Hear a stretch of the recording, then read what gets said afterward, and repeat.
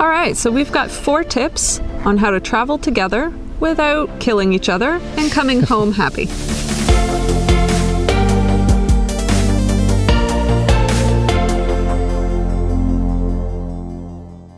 We have been thinking about how we can contribute to the community, and one of the things that we have a lot of experience with is traveling together. So we thought we would take this chance to share with you our best kept secrets for how to travel together successfully. We have a beautiful sunny day, which is a rare thing in the spring in BC, so we're going to take full advantage of that and go for a bike ride at the same time. We're just going to get the bikes ready and we'll be off.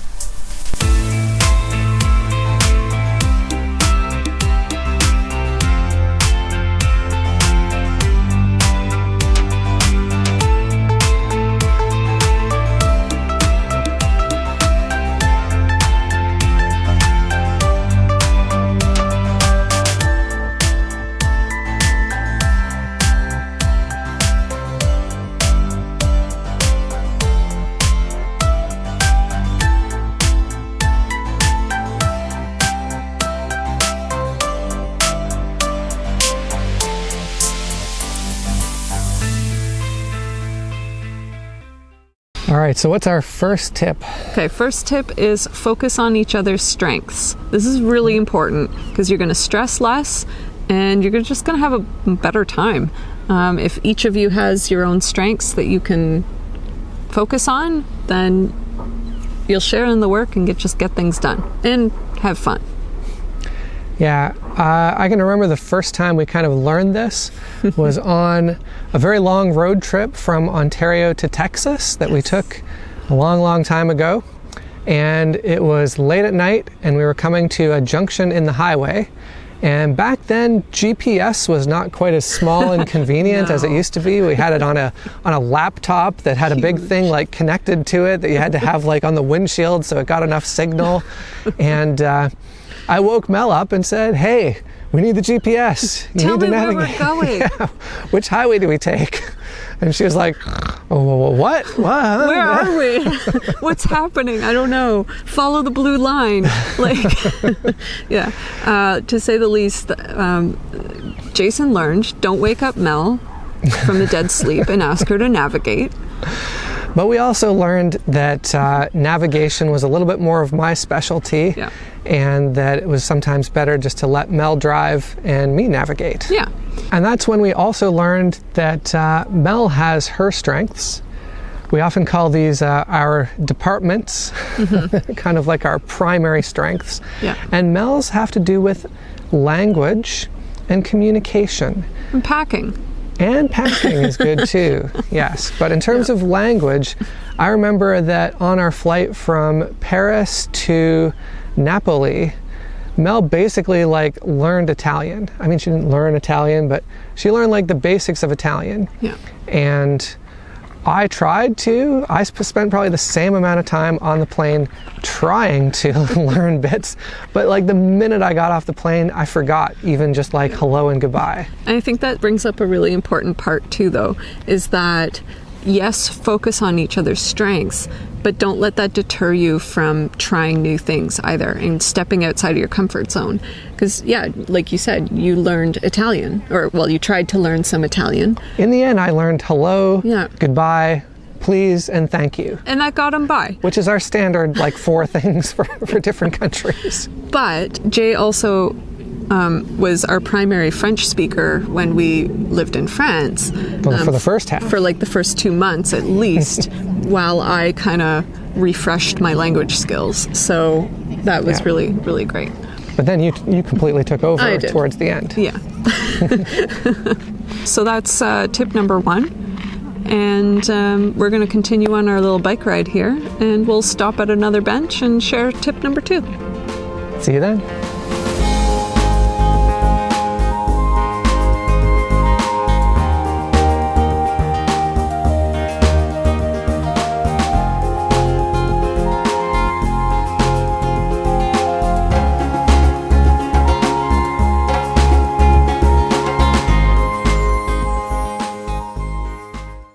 May have a bear in the shot, but we'll see. Okay. Okay. So what tip are we on now? Tip We're on number 2. tip number 2. Know your limits. And your partners. And your partner's limits. Yes. And what we mean by this is more with regards to like your basic needs. So water, food, exercise, Yeah. sleep. Sleep's an important one. Food is a big one, I think, for both of us. Mel realizes it because she says, "Oh, I'm so hungry." And I'm like, "What do you mean you're so hungry? I can go without food for days." But actually I can't.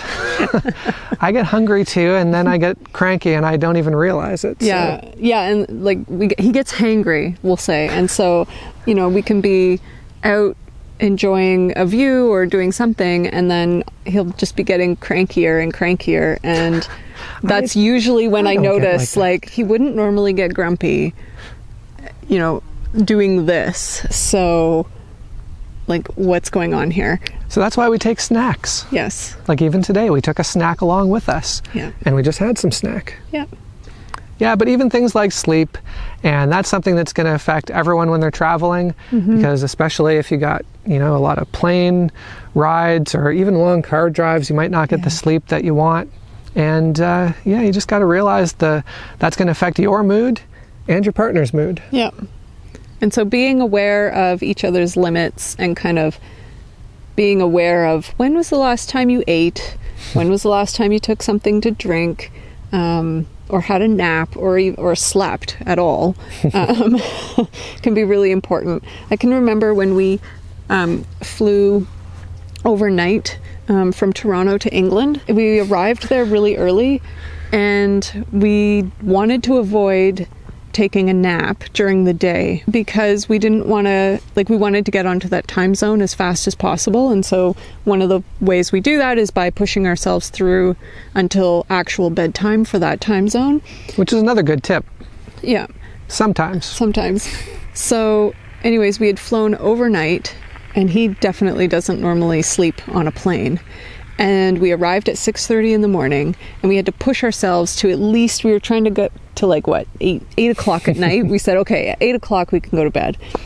So yeah, we took in a whole bunch of touristy things, but we just had to keep saying to each other, we might be grumpy, and it's not because we're not enjoying this, it's because we actually haven't slept. So let's give each other a break. Good tip.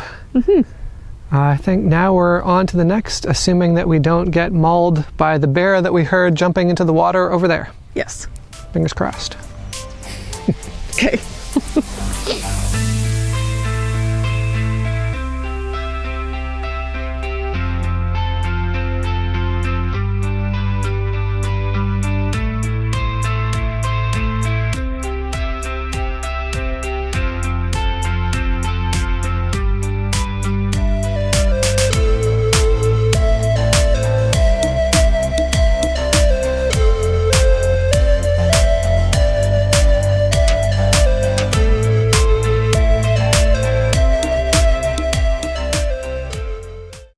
All right, so tip number 3, together time and alone apart. time. Yes, we really recommend scheduling some time during your travels to do your own thing. Of course, most of the traveling is going to be together. Yep. Right? That's the whole point of traveling together, right? Is to enjoy things together. But it is important to just have that kind of quiet time to yourself, and whether it's to go and pursue something that you're interested in that your partner isn't that keen on doing, or even just going to a cafe, whatever floats your boat, really. A good example would have been when we were in Germany, and I wanted to go parasailing, but Mel had no interest in that and gets sick with those kind of things. I get nauseous, so. Yeah, exactly. Yeah, so I went on a bike ride, and Jay parasailed, and then I was at the bottom, able to meet him when he was done. So that was kind of fun. Yeah, worked out really well. It did. All right, I think we're on to the next tip. Yes, we are finishing up this bike ride, so we're going to be heading home now. And we've got our 4th and final tip. We'll enjoy some drinks on the patio with you. And see you there. Share that.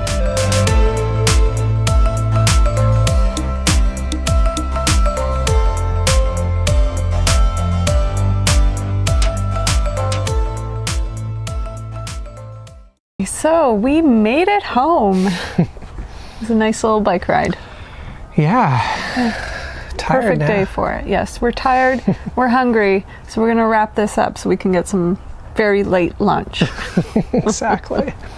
Okay, so our fourth and final tip is Communication. yes. Yeah, so it's really important to be honest and upfront. Absolutely. Yes, you don't want to hold something back and then later hold a grudge against your travel mate. It will not go well and it won't end well. Yeah, just say it like it is. Yeah. And try to see things from the other person's perspective as well. Absolutely. That's just a general like life communication lesson, but it's even more important when traveling. Yeah, being understanding with each other is helpful. Well, more than helpful, it's a must. And listening to each other, and not just, listening secondly to your phone, What? right? Like actively listening to what the person is saying, reading their body language to try and really understand what they're saying. And that's really important, especially at times when maybe you haven't had as much sleep or you're getting hungry. Yeah, it all ties in. It all ties in. Yeah, none of the first three tips we gave are made possible without communication. For sure. Critical. Yeah, and finally, just be kind, right? That's another just general thing, but even when things are going poorly, as they sometimes do. Trying to be like consciously and mindfully aware of all of these things and being kind to one another and communicating and being aware of each other's limits and just all of it. It ties in together and it all just is needed to really travel really well with someone. And that is our final tip. So thanks very much for taking this journey with us. Yep. If you like what you saw, give us a thumbs up. Hit the subscribe button. Yep. Share it with your friends. Yep. And remember, when you roam, everywhere is home.